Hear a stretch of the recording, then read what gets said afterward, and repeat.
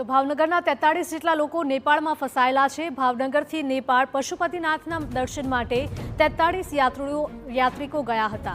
યાત્રાળુઓએ ધારાસભ્ય જીતુ વાઘાણી સાથે વાતચીત કરીને મદદની માંગ કરી છે। હાલ ભાવનગરના તમામ 43 યાત્રાળુઓ સુરક્ષિત છે, ત્યારે પોખરા સ્થિત ગેસ્ટ હાઉસમાં તેઓ સુરક્ષિત છે।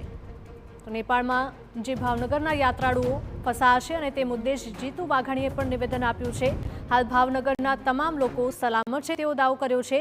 યાત્રાળુઓની સહી સલામત વાપસી માટે પ્રયાસો પણ શરૂ કરાયા છે। સરકાર નેપાળ સ્થિત એમ્બેસી સાથે પણ સતત સંપર્કમાં છે। એટલે ભારત સરકાર અને માનનીય મુખ્યમંત્રી શ્રી ભૂપેન્દ્રભાઈ એ રાજ્યના અને દેશના આપણા નાગરિકો પરત આવે અને એને કોઈ જાનહાનિ ન થાય એના માટે સતત ચિંતા કરે છે। આપણા માધ્યમથી પણ મારી બાબતે એમ ત્યાં વાત થઈ, હમણાં પણ મારા વાત થઈ છે।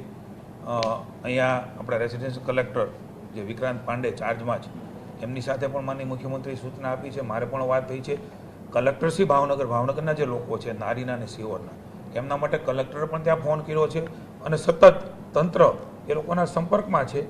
હાલ કન્સેપ્ટ ગુજરાત જે લોકો છે અને જે જગ્યાએ છે ત્યાં સલામત છે એવા અહેવાલ અમને મળ્યા છે।